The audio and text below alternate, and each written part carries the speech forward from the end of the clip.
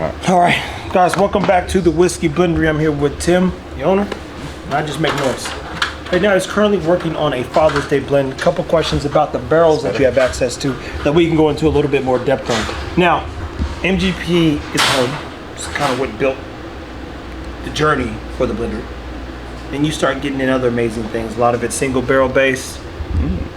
Love, are we using the L word now? We're definitely in that area. I'm liking that a lot. He started blending, so it's always fun that he gets to get in here every now and then and get back to a little, like, it's like old times per se. Yeah. Father's Day blend, why is this so important to you? Yeah, I mean, about the time that the Blendery kicked off, I mean, yeah, I was having my first child, so yeah. So yeah, I remember, I guess it would have been because Sunny was pregnant when we did our first Father's Day blend, so the second Father's Day blend was really my first Father's Day. So that's part of the reason why the Father's Day are, you know, it's and we've got a lot of good men next door and a lot of good dads. So this is kind of a time to make something special, to raise a glass to the good dads. You're a good father, man. You definitely want to add this bottle to your collection, because every time I've had it, it's always been good. And I don't think this is a bottle that lasts on or lives on many shelves. They get it, they buy it, they drink it, and they forgot. Well, what happened to that? Oh man, we drank it that one night. Oh, yeah. So this is good. I'm down with that. Hold on, let's see. Ooh, baby. He's like that toy that she's really in here. Crank. Yeah, and I mean the reputation of the Father's Day blend. Boy, there's some good ones to hold up There to. is. Yeah, they are. And I've had at least two of them, and they were like. I think that's it. I think that's the best one we've done by far. I think play with that with water, but yeah, it's right there. No, You don't think so? I don't know. I mean, we can, but I like the oil on it. Yeah. Isn't that good? It's a refined sweetness that like it's not in the dessert pour category, because it's got the oak and the old funk with the sweetness that balances it out. Like, yeah. I bet if we go next door, that checks Richard's like. Now tell them. Sin. Part of whiskey operation, whiskey business is literally learning about the barrels. What's the one thing that you've learned about whiskey so far this year? I think every year you probably learn something new about your journey, what's taking place. But like every time you get a new distillery or access to new barrels, you gotta learn something, which adds value to everybody's experience, including your own.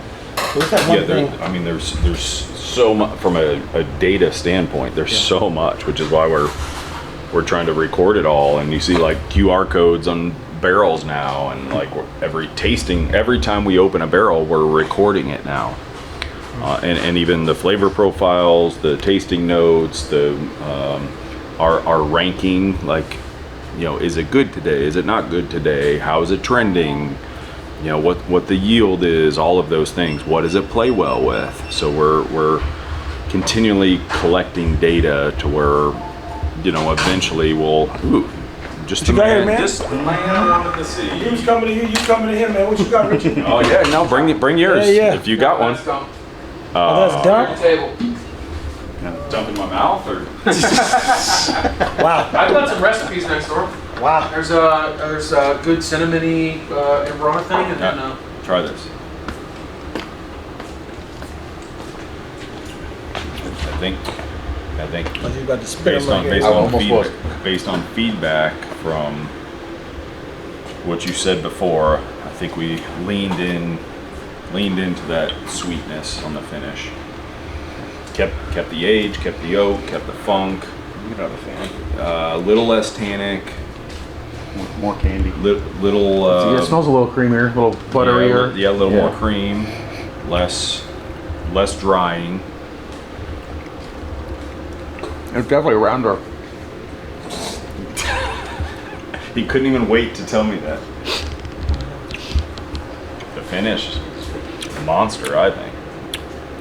Yeah, it's definitely more round. I get more butterscotch on it, which is cool. Yeah. I'm a sucker for like well balanced old butterscotch stuff. Like Yeah, and good vanilla. And it keeps He's got it a jar just of it on the keeps table at going. the house. Yeah. Hey, get you some butterscotch, Cody, guys. Foley. Help yourself. Yeah, great mouthfeel. Hits does the whole horseshoe, grabs the cheeks. Grabs the cheeks out. Yeah. Yeah, we were just talking about that.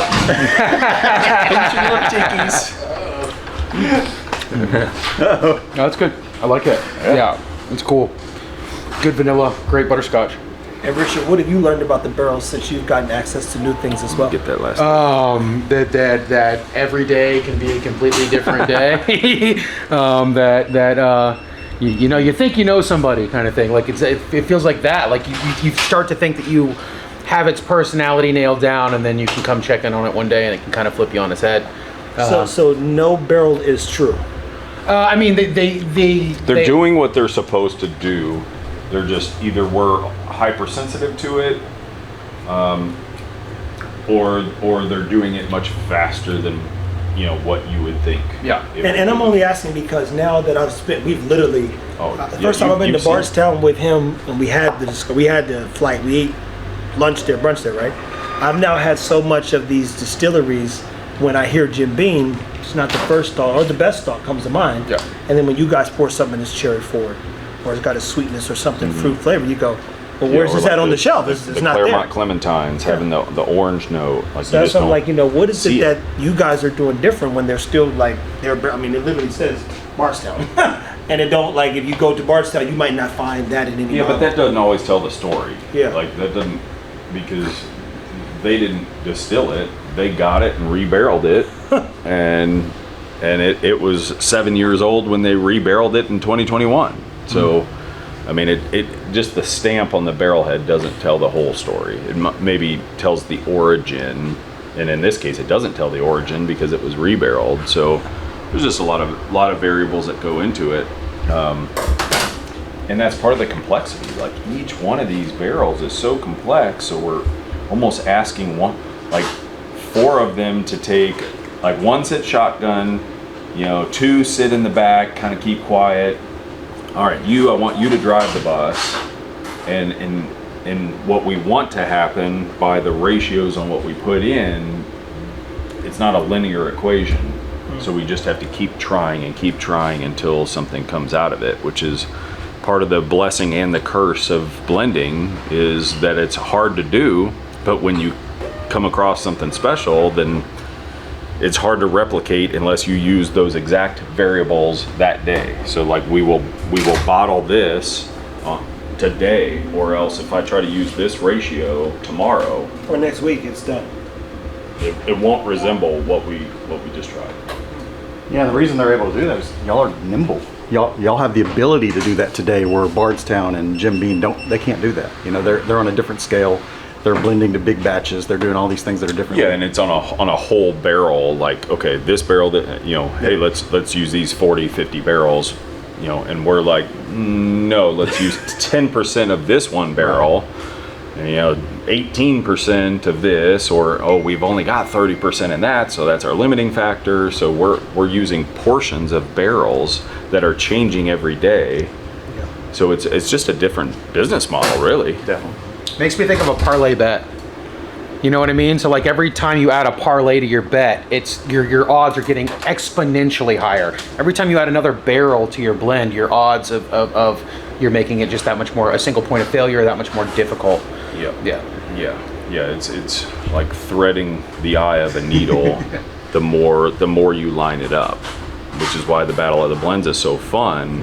That if you can use all 5 barrels and create something special at that ratio, like, hey, you just you just cracked the safe code. You're spinning it one way, you're spinning it the other way. And that's why we put all that whiskey in stainless, so it's not changing. Because when we're working on blends and have people coming in for blending experiences, we're pulling the whiskey that day. Yeah. And we try to make it that day because we want it to taste like what they created. Yeah. Otherwise it won't.